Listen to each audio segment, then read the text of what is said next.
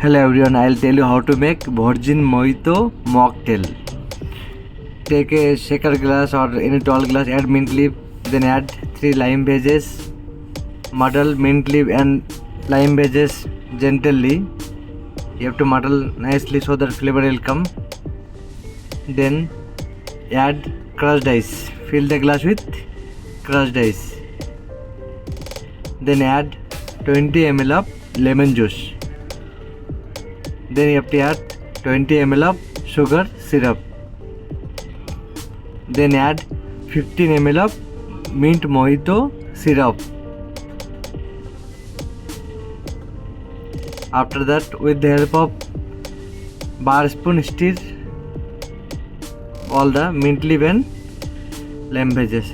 Then serve with straw and stirrers. Then top up with fresh soda